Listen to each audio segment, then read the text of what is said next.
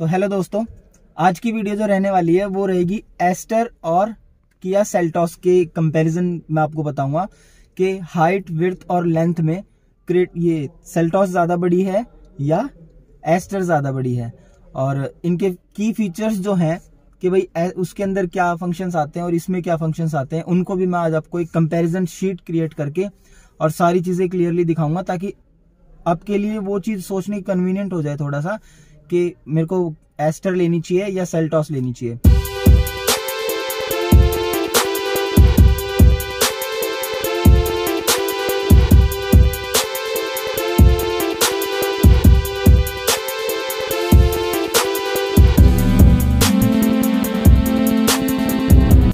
So friends, this is a comparison sheet between both cars, which is Aster and Seltos. So first of all, we are going to start with the length of Aster is 4323 और Seltos की जो length है वो 4315 है। सो आप खुद ही देख सकते हो दोस्तों कि Aster की लेंथ Seltos के कंपैरिजन में कम है, यानी कि Seltos थोड़ा सा कम है लेंथ में।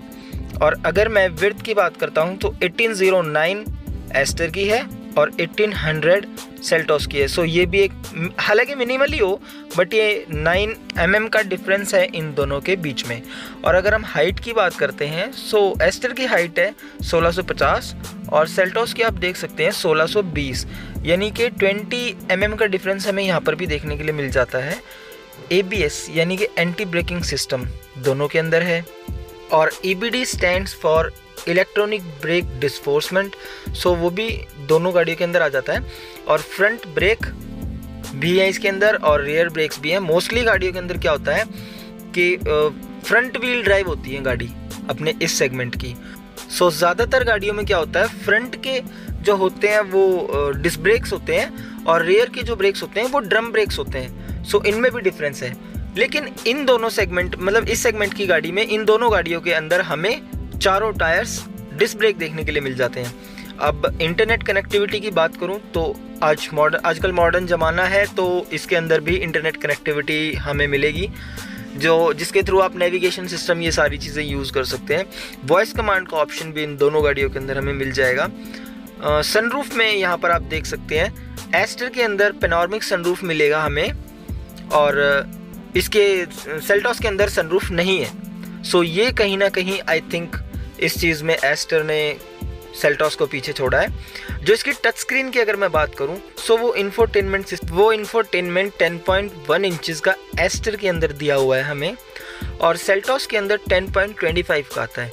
सो यहाँ पे आप देख सकते हैं जो इंफोटेनमेंट सिस्टम है वो सेल्टॉस के अंदर ज़्यादा बड़ी आएगी। 24 इंचज़ का डिफरेंस हमें इसकी इंफोटेनमेंट स्क्रीन के अंदर देखने के लिए मिल जाता है। सो ये कहीं ना कहीं एक बेनिफिशियल बात है सेल्टॉस के लिए।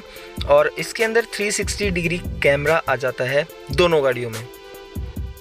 स्टीयरिंग मोड्स की अगर बात करूं, सो वो एस्टर के अंदर है, यानी इसके अंदर 3 तरीके के स्टीयरिंग मोड्स आ जाएंगे। एक आएगा डायनेमिक में क्या होगा, अगर हम उस पर क्लिक करते हैं सो स्टीयरिंग की जो रिलायबिलिटी है उसको हम अपने अकॉर्डिंगली एडजस्ट कर सकते हैं। ड्राइव करते समय हाईवे के दौरान स्टीयरिंग है वो स्टेबल रहना चाहिए, सो उस टाइम पे आप डायनेमिक मोड पे लगा सकते हैं, और नॉर्मल पे इसकी रिलायबिलिटी नॉर्मल रहेगी। एंड अगर आप इसको स्विच करते हैं अर्बन पे, सो इसकी रिलायबिलिटी बहुत ज़्यादा स्मूथ हो जाएगी। ये बेनिफिशियल होगा अगर आप बम्पर टू बम्पर ड्राइव कर रहे हैं, सिटी में ड्राइविंग कर रहे हैं, सो ये वहाँ पे बेनिफिट देगा आपको।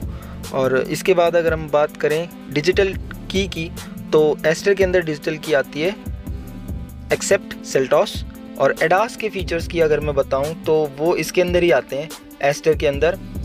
किया सेल्टॉस के अंदर कोई एडास के फीचर्स नहीं आते।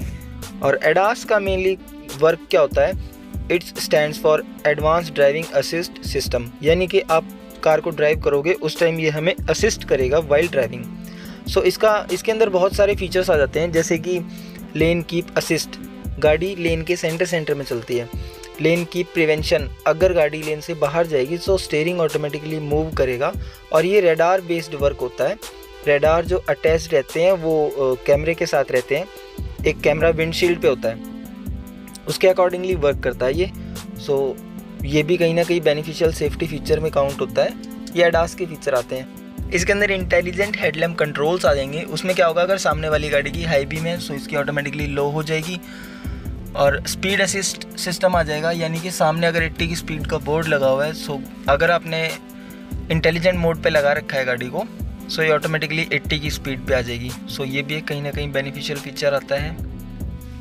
और इस सेगमेंट की गाड़ी में आपने देखा होगा कि उनके अंदर क्रूज़ कंट्रोल आता है। क्रूज़ कंट्रोल में क्या होता है, अगर गाड़ी एक कांस्टेंट स्पीड पे चल रही है सो वो हो गया क्रूज़ कंट्रोल। और एडेप्टिव में क्या होगा, सामने वाली गाड़ी की स्पीड को अडॉप्ट कर लेगी। सो अगर वीडियो अच्छी लगे सो प्लीज़ चैनल को सब्सक्राइब कर दीजिए और हिट द लाइक बटन।